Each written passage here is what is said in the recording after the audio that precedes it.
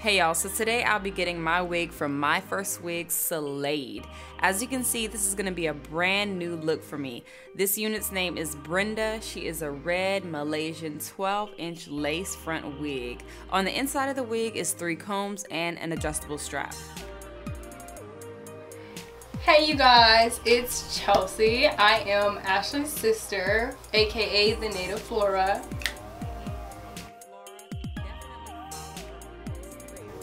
Shameless self-promotion. She's going to slay my wig because she's known for, you know, her wigs and, you know, weaves. I'm known for the natural hair, so perfect pair. Yeah.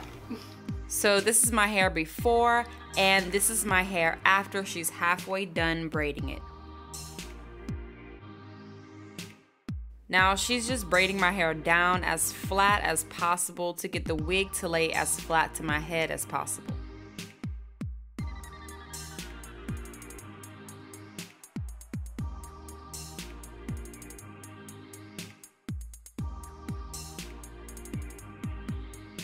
So she just braided my hair down, and now she's going to begin tweezing behind the hairline of the wig, making the hairline less dense. Now My First Wig always does a great job at pre-plucking, but sometimes a little more customization is still needed. So in no particular pattern, she's going to gently tweeze the areas that appear to be more dense than my own hairline. Now taking hair directly from the front of the hairline, she's trimming it with a razor, and this is to create the baby hairs for the wig.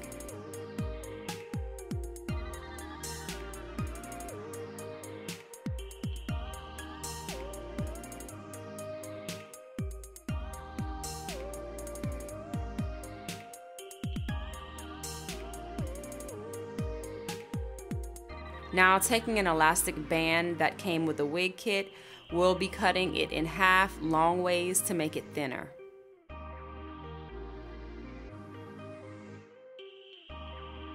To measure the elastic band, take one end of the band, stretch it over to the other ear firmly along the nape of the neck, and then cut it there.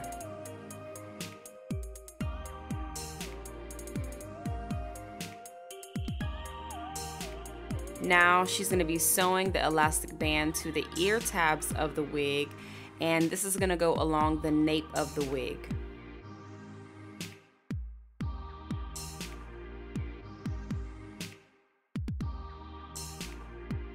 Sewing the elastic band to the wig is going to make for a flatter, more secure wig, and to me it's just key to having a more tighter fit, and it's just going to look a lot more natural.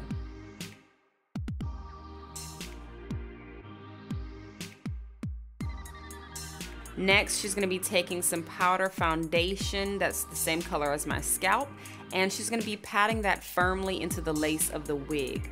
This is a quick and easy alternative to bleaching the knots.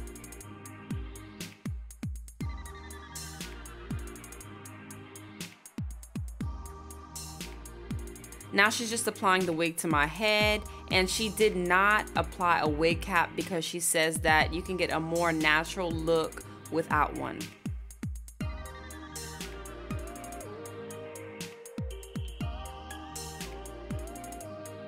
After applying the wig, we're going to move to styling. Now here she's applying some styling mousse to smooth and to style the hair into a more sleeker look.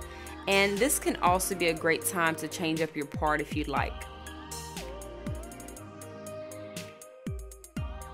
And now you know we have to style those baby hairs. We just absolutely have to. She's just going to go ahead and style the baby hairs with some mousse.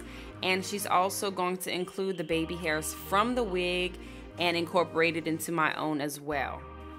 In my opinion, this part just makes it look a lot more natural because you can't see where the lace ends.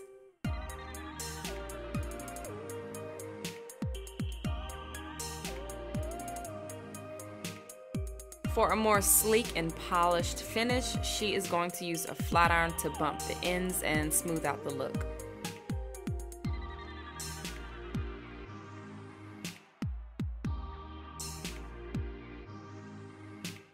Now taking a little bit of powder foundation, she's going to use a small makeup brush to make the part appear more realistic, and try not to be too precise with this. You can kind of go in between the part and just make it look a little more rigidy. You don't have to be perfect with this part.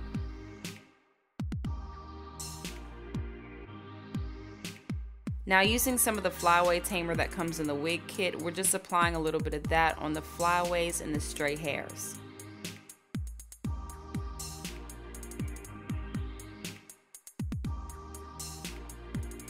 And this is the final look. I am absolutely loving this red, and I'm loving the short, sleek bob. It's a fresh new look for me, and this is just kind of giving me 2015 Riri vibes. I don't know if y'all remember when Rihanna had this hair color and this cut, but I love it.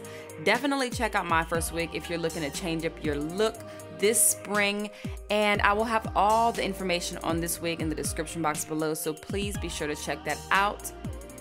Also check out my sister, the Native Flora, on Instagram. I'll go ahead and leave her information down below as well, so you can check out her work. And also don't forget to subscribe to my channel. Thank you guys so much for watching, and I will see you guys in the next video. Peace.